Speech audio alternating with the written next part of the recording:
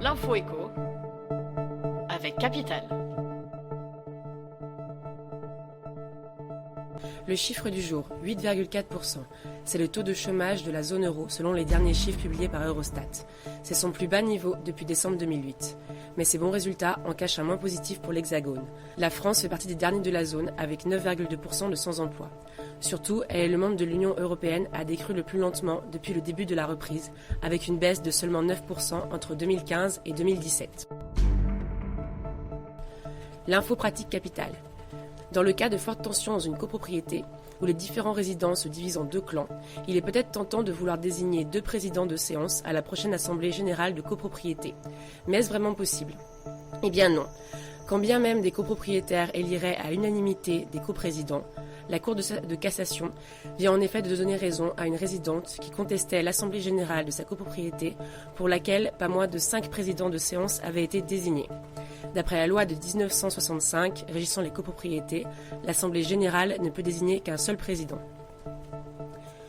Le coup de gueule du jour nous vient des associations de consommateurs. Dans une lettre adressée au ministre de l'économie Bruno Le Maire, ils réclament un vrai plafonnement des frais d'incident bancaires.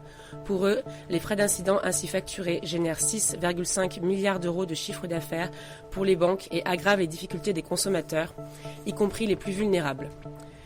Même si les propositions d'encadrement des frais d'incident sont actuellement portées par le gouverneur de la Banque de France et les comités consultatifs du secteur financier, les associations les jugent insuffisantes.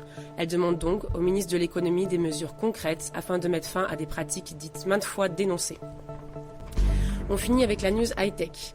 Si vous êtes accro à Instagram, le réseau social au logo en forme de Polaroid vous l'annonce désormais en pleine figure. L'application vient d'annoncer l'arrivée d'une nouvelle fonctionnalité baptisée You're All Caught Up, traduite en « Vous êtes à jour » en français. Ce message s'affichera dès lors que vous aurez vu tous les posts publiés par les comptes que vous suivez dans les dernières 48 heures. Nous avons entendu qu'il pouvait être difficile de suivre vos publications. Avec ce message, vous comprendrez mieux votre fil d'actualité et vous saurez que vous n'avez pas manqué des photos ou vidéos récentes, a notamment expliqué Instagram. L'option est désormais intégrée à la fois sous Android et sous iOS. C'était l'info éco avec Capital.